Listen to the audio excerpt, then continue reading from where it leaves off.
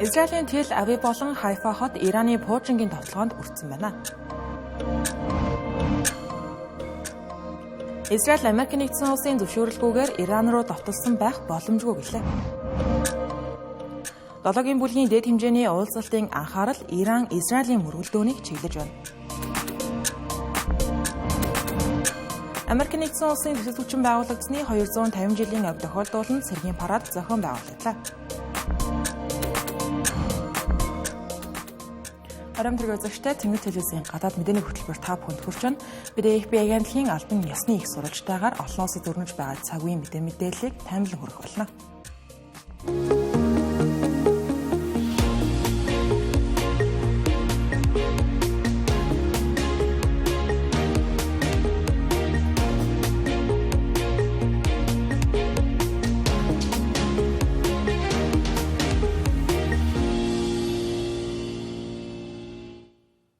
За яг одоо олон улсын анхаарал ойролт орондод төвлөрч байна. Иран Израилийн хоорондох агаарын довтлогоо өнгөрсөн 7 хоногийн баасан гаригаас хойш тасралтгүй 4 дахь өдрөө үргэлжилж байна. Өнөөдөр л гэхэд Иран Израилийн Тел Авив болон Хайфа хотууд руу пуужин харсны улмаас иргэд амнасаа алхад хүрсэн байгаа юм. Израилийн яаралтай тусламжийн Маген Давид Адам агентлагийн мэдээлснээр Израилийн төв хэсэгт 4 цэгт хийгдсэн цохилтын улмаас 4 хүн амиа алж 87 хүн шархагдсан гэлээ. Тел Авивын ойролцоох Петах Тиква хотод пуужин орон сууцны барилгад туссан байна. За хойд Хайфа хотод ойролцоогоор 30 хүн шархагдсан. Бомбын ойролцоох цэглэн станц мөн галд автсан тухай мэдээлж байна. Ираны төрийн мэдээллийн агентлаг дор хаяж 100 пуужин харсан гэж мэдээлж баасан гарагт Израилийн гинэд хийсэн зохилтод хариу барьж байгаа гэдгийг илэрхийлсэн байна. Ням гарагт Израиль Ираны пуужингийн баазууд руу довтолж хувьсгалд Гвардийн тагнуулын дарга Мухаммед Казимигийн амийг хөнөөсөн талаар Ираны төрийн хэлэл мэдээллийн агентлагууд мэдээлж байсан. Түүнчлэн Израилийн цохилтын улмаас Техраны нефт хийн салбарын агуулгууд шатсан байна. Өнгөрсөн 3 хоногийн хугацаанд нийтдээ 224 хүн амиа алдаж 1277 хүн эмнэлэгт хүрэгдсэн гэж Иран улсын эрүүл мэндийн яамнаас мэдээлсэн. Ихэнх нь энгийн иргэд байна. Харин нөгөө талд Израильд хамгийн сүүлийн үеийн мэдээллээр 14 хүн амиа алдаж 380 хүн гэмтэж ирсэн байна. Ираны эрүүл мэндийн яамны мэдээлснээр амь өргөдсөн хүмүүсийн 90% нь энгийн иргэд байгаа гэлээ. Ираны цэцэд хүчин Израилийн цэргийн болон шинжлэх ухаан судалгаа хөгжүүлэлтийн чухал байгууламжуудын ойролцоо амьдарч байгаа иргэдийн аюулгүй байдлын үүднээс нүүхийг анхааруулсан байна. Олон улсын төрийн тэргүүд хүндрэл албан тушаалтнууд асуудлыг эв зүүгээр шийдвэрлэхийг уриалж байгаа. Тухайлбал ням гарагт Турк улсын ерөнхийлөгч Режеп Тайип Эрдоган, Америк нэгдсэн улсын ерөнхийлөгч Дональд Трамп, Герман улсын канцлер Фридрих Мерц тэргүүтээ 7 бүлгийн төрийн тэргүүд зэрэг олон өдөртөгчид Израиль болон Ираны хоорондох энэхүү хөдөлмөл байдлыг намжаах яриа хэлэлцээг албан ёсоор эхлүүлэхийг уриалсан байна. Иран улсын гадаад хэргийн сайд Израиль улсыг Америк нэгдсэн улсын эрх баригчдын зөвшөөрлгүйгээр Иран руу халдлага үйлдэж эхэлсэн байх боломжгүй гэж үзэж байгаагаа хэллээ. Тэгвэл Израиль яагаад Иран руу довтолж эхэлсэн болохыг, өгч байгаа тайлбарууд үндэслэл нь хэр баримт нотлохойтой болохыг, мөн талуудын байр суурь ямар байгааг олон нийтэд нээлттэй байгаа мэдээллүүдээс харъя. Юун түрүүнд Израиль Ираны цөмийн хөтөлбөрийг зогсоох цөмийн зэвсэгтэй улс болохоос нь урьдчилан сэргийлэх зорилготой гэж өөрсдийнхөө үйлдэлийг тайлбарлаж байгаа. Тэгвэл олон улсын атомын энерги агентлагийн тайланд Иран улс цөмийн зэвсэг хийхэд үйлдвэрлэхэд тун ойртсон байгаа гэж байна. Фортово дахь байгууламжид нь гэхэд сар бүр 60% баяжуулалттай ураныг нэг цөмийн бөмбөгийн хэмжээтэйгээр үйлдвэрлэж байгаа. Үүнийг 90% түргэх боломжтой гэсэн юм. Агентлагийн мэдээлснээр Иран 10 цөмийн зэвсэг хийхэд хүрэлцэх ураны нөөцтэй болсон бол Израилийн талаас энэ хэмжээг 15 ширхгээ гэж тайлбарлаж байгаа юм. Израилийн ерөнхий сайд Беньямин Нетаньяху Иран төв алгасах пуужингуудаа цөөн хэдхэн минутын дотор Израиль улс руу харуулах чадвартай болсон гэж хүртэл анхааруулж байна. Иран нь 6 жилийн дотор 20,000 пуужин үйлдвэрлэх зорилготой гэж мөн Израилийн талаас мэдээллээ. Хоёрдугаарт Иран олон улсын шаардлагыг үл тоож баяжуулалтаа улам өргөтгөж байгаа гэх мэдээлэл. 6 дугаар сарын 12-нд Иран олон улсын атомын энерги агентлагийн шийдвэрийг зөрчиж цөмийн 3 дахь баяжуулах байгууламж барихаар зарлаж Фортовогийн хуучин эргэлдүүрийг дэвшилтэд загвараар сольж байгаа гэдгээ мэдгдсэн. Ираны 2 үндсэн баяжуулах төв нь Натанс болон Фортово байна. Фортовогийн барилгын талаар Иран олон жил нууцлж байсан ч гэлээ 2009 онд барууны албаны их сурвалжуудаар ил болсон юм байна. Тухайд Европын холбооны гишүүд энэхүү үйлдэлийг хатуу шүүмжилж байсан. Харин энэ оны 6 дугаар сарын 12-нд олон улсын атомын энерги агентлагийн зөвлөл Ираныг цөмийн үүрэг хариуцлага биелүүлээг гэж албан ёсоор зарласан сүүлийн 20 жилийн анхны тохиолдол байна. За Ираныг мэдэгдээгүй цөмийн байгууламжуудаас илэрсэн ураны гарал үүслийг тайлбарлахгүй байгаа нь энэхүү агентлагийн гол үндэслэл нь болсон юм байна. Ямаа агентлагаас гадна Европын холбооны төлөөлөгчид Вена дахь хурлын үеэр Ираны үйл ажиллагаа бүс нутагт цөмийн зэвсгийн тархалтын эрсдлийг дагуулж байна гэж мэдэгдсэн. За энэхүү хурлын үеэр Америк нэгдсэн улс, Британи улс, Франц болон Герман зэрэг хамтран баталсан тогтоолыг 19 улс дэмжсэн бол Орос, Хятад, Буркина Фасо эсэргүүцэж 11 улс татгалзаж байжээ. За энэхүү тогтоол нь Ираныг дин даруй тайлбар өгөхийг шаардаж биелүүлэх юм бол нэгдсэн үндэсний байгууллагын аюулгүй зөвлөлд асуудлыг хүргэж хоргийг сэргээж магадгүй бол анхаарсан. За дөрөвдүгээрт Иран нь Америк нэгдсэн улсын санал болгосон гэрээг няцааж баяжуулалтаа өргөжлүүлсэн тухайд байна. Америк нэгдсэн улс болон Ираны хооронд 5 удаагийн уулзалт өнгөрсөн хугацаанд болсон ч гэлээ ямар ч ахиц гараагүй гэж хэлж байна. Иран нь ураны баяжуулалтаа бүрэн зогсоох Америк нэгдсэн улсын шаардлагыг эрс эсэргүүцэж байна. 6 дугаар сарын 4-ний өдөр шашны дээд удирдагч Аятолла Али Хаменей ийм шаардлага бол бидний ашиг сонирхолд 100% харш Америк нэгдсэн улс Ираны хэрэгт оролцох ямар ч эрхгүй гэвчлэн хэлж байсан юм. Нөгөө талд ерөнхийлөгч Дональд Трамп гэрээ хийсэн ч хийгээгүй ч бид Ираныг цөмийн дэвсгэртэй болохгүй гэсэн хатуу байр сууриндаа хэвээрээ ба. Израилийн цохилтын өмнөхөн Америк нэгдсэн улс хэрэгцээр хийхээс эхлээд халдлага хийх хүртэл бүх хувилбар нээлттэй гэж анхааруулж байсан. За үүний дараа хурцтмал байдал оргилдоо хүрч Израиль урьдчилан сэргийлэх зохилтуудаа эхлүүлсэн байна. Израиль нь Иран руу халдах болсон бас нэгэн шалтгаан байгаа нь Ираны террорист сүлжээ болон өмнөх Израиль руу хийсэн шууд халдлагуудыг дурдж байна. Израилийн сүүлийн хэдэн 10 жилд Хезболла, Хамас, Палестины жихад, Хутичид зэрэг Ираны дэмжлэгтэй бүлгэлүүдийн халдлага бол өрцөөр ирсэн. Харин 2024 онд Иран өөрөө 2 удаа Израиль руу томоохон хэмжээний агаарын цохилтыг бол өгч байсан нөхцөл байдлыг ноцтой түвшинд хүргэж байсан. Эргэн санал бол 4-р сард 2024 оны 4-р сард Иран ойролцоогоор 300 дрон буужин харуулсан бол 10-р сард 200 баллистик буужин дахин харуулж байсан. Иймэрхүү халдлагууд Ираны террорист сүлжээний үргэлжилсэн үйл ажиллагаа Израилийг урьдчилсан давталгаа хийхэд бол инхүү хүргэсэн бас нэгэн шалтгаан нь яхаар өмнө болж байгаа. Үргэлжлүүлэн Иран цөмийн дэвсэг бүтээж байгаа юу гэдгийг өөрсдийнх нь өгч байгаа тайлбараар харах юм бол өөрсдийн энэ талаар баталж байгаагүй, үгүйсгэж байгаагүй.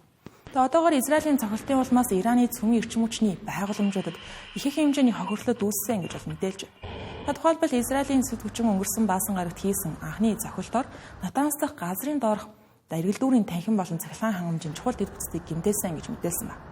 Олон улсын атомын энерги агентлагийн тэргүүн Рафаэль Гросси нэгдсэн үндэсний байгууллагын аюулгүй зөвлөлд мэдээлэл өгөхдөө газрын дээрх түвшний туршилтын баяжуулах байгууламж болон цахилгаан системүүдийг устгасан ч гэлээ газрын доорх агуулга руу шууд цохилт өгсөн л нотлохоо одоогоор хараахан байхгүй байна гэсэн. Гэхдээ цахилгаан тасалснаар эргэлдүүр гэмтсэн байж магадгүй гэл.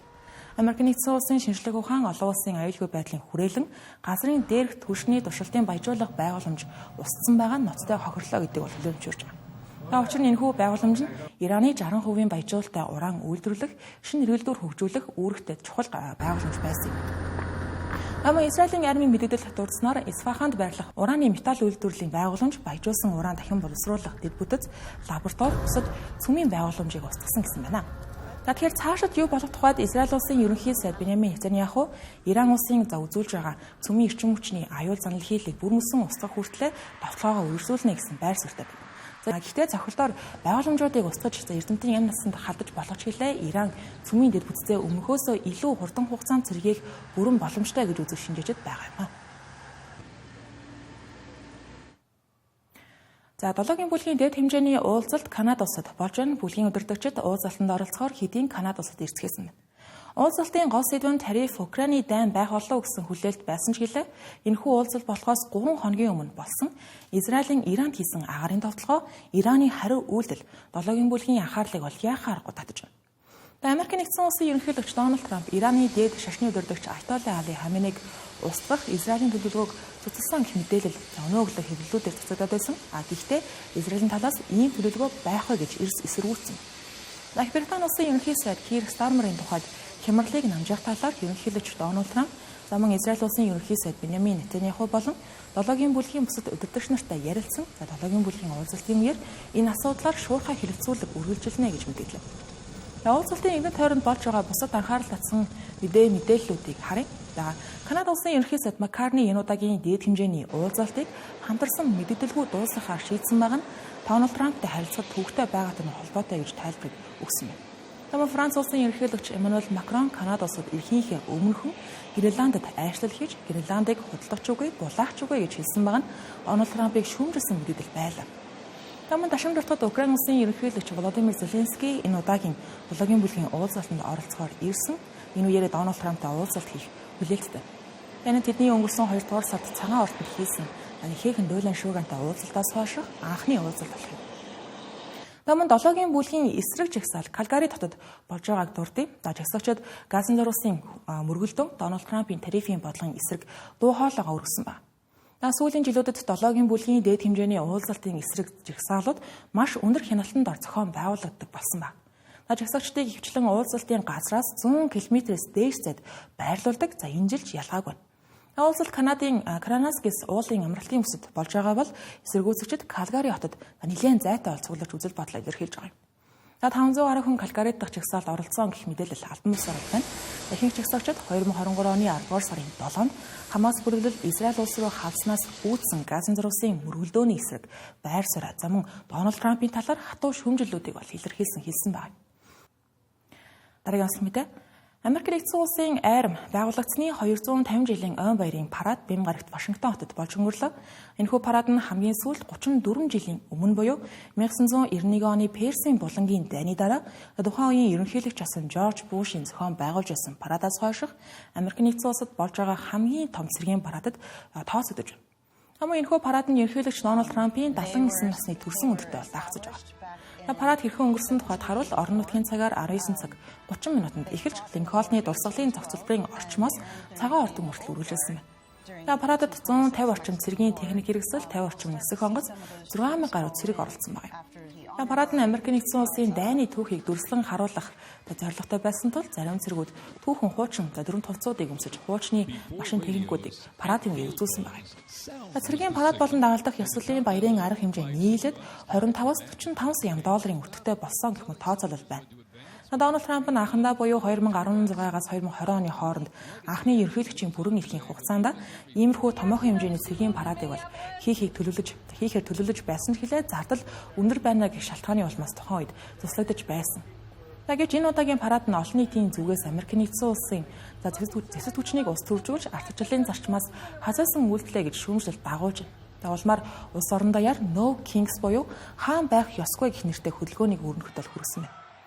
Тухайлбал ардчилсан намын сенатор Адам Шиф Дональд Трамп цэргийн хүчийг өөрийгөө өргөмжлөх хэрэгсэл болгож байна.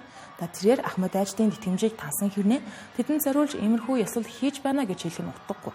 Калифорни мужийн аман захирагч Гэвин Ньюсом ийм парад Оросын холбооноос болон Өмнөд Солонгос улсад болтгоо гихчлэн ерөнхийлөгч Дональд Трампыг шүүмжилсэн байна. Парадыг түүний цаана Дональд Трампын цэцгэргааг эсэргүүцсэн хаан байх ёсгүй жагсаалын тухайд улс орон даяар өрнсөн. Бэм гарагт Америк нэгдсэн улсын 2000 гаруй хотод жагсаал зохион байгуулагдаж 5 сая гаруй хүн оролцсон гэж зохион байгуулагчид мэдээлж байна. Үүний өмнө Баасан гарагт Америк нэгдсэн улсын Конгрессийн ордны гадаа хамгаалтын хашааг нураасан хэрэгээр 60 хүнийг цагдаа нар баривчилсан байна. Тэднийг хууль бус жагсаал зохион байгуулж нийгмийн эмх журмыг алдагдуулж цагдаа нарын шаардлагыг биелүүлээгүй их үндэслэлээр буруутгаж холбогдох хэрэгүүдийг үүсгэсэн байна.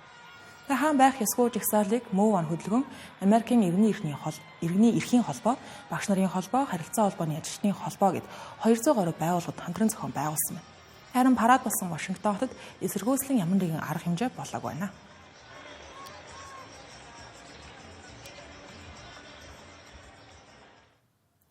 Японы хамгийн том гангийн үйлдвэр болох Nippon Steel компани Америк нэгдсэн улсын 3 дахь том гангийн үйлдвэр болох US Steel компанийг 14.9 тэрбум $аар худалдан авах санал тавиад байсан жил гарагийн дараа эцэст нь Америк нэгдсэн улсын ерөнхийлөгчөөс зөвшөөрөл авч чадлаа.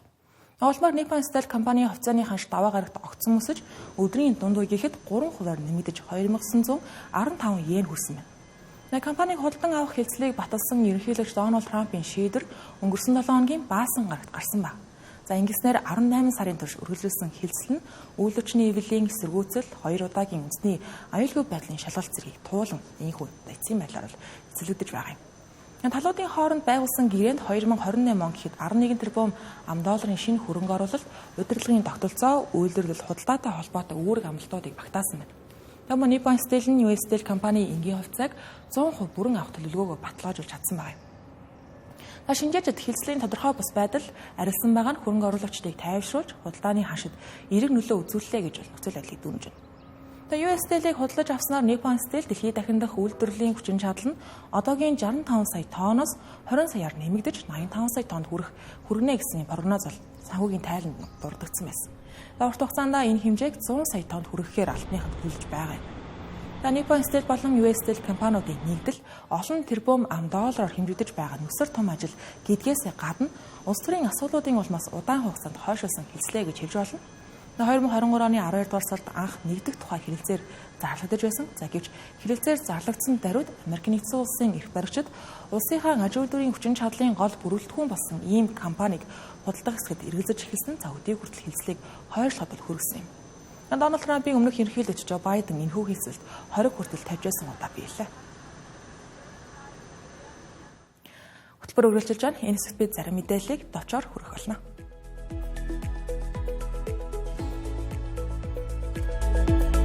Америк нэгдсэн улсын ерөнхийлөгч Дональд Трампын цацаграа 36 улсын иргэдэд хилээр нэвтрэхийг хориглох асуудлыг хэлэлцэж байгаа талаар төрийн департаментын их сурвалжууд мэдээлжээ.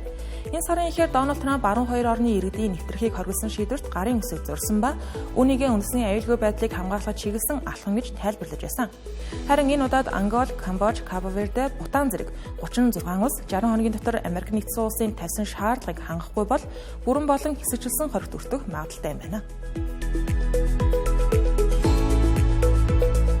Миннесота мужаас төлөөлөгчдийн танхим сонгогдсон төлөөлөгч Мелисса Хортман түүний нөхөр Марк нарыг буудан хөнөөсөн хэрэгт цэцэрлэгдэж байгаа Ланс Болтер нэртэй этгээдийг нэм гаргийн орой баривчилсан гэж мужийн аман захирагч Тим Волз мэдээллээ.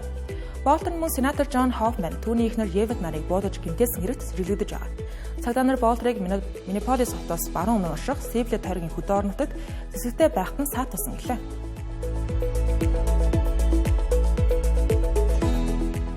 Өмнөд Европын хэд хэдэн хотод нэм гарагт жуулчлал хэд нэмэгдэж байгааг эсэргүүцсэн жагсаалууд болж өнгөрлөө.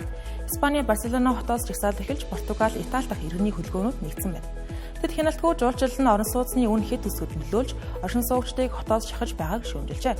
Мөн орон нутгийн эдийн засгийг аялал жуулчлалаас хэд хамааралтай байдлыг бууруулахыг шаардсан байна. Энтэг улсын Ахмедабад хотод өнгөрсөн 7 хоногийн пүрэв гарагт болсон онгоцны ослын газраас нийт 270 хүний зохицос олдсон талаар албаныхан мэдээллээ. Үүнээс 241 нислэгийн зочдод болон багийн гишүүд байсан гэж үзэж байна. Албаныхан хохирчдын хэн болохыг тогтоохын тулд ДНК-гийн шинжилгээг үргэлжлүүлэн хийж байна. Мөн энэтхгийн иргэний нисхийн ерөнхий газар Air India компанийн Boeing 787-8 болон 787-9 онгоцнуудад нэмэлт аюулгүй байдлын шалгалт хийхийг тушаажээ. Телевизийн гадаад мэдээний хөтөлбөр та бүхэнд хүрэлээ анхаарлаа хандуулсан явдал баярлалаа.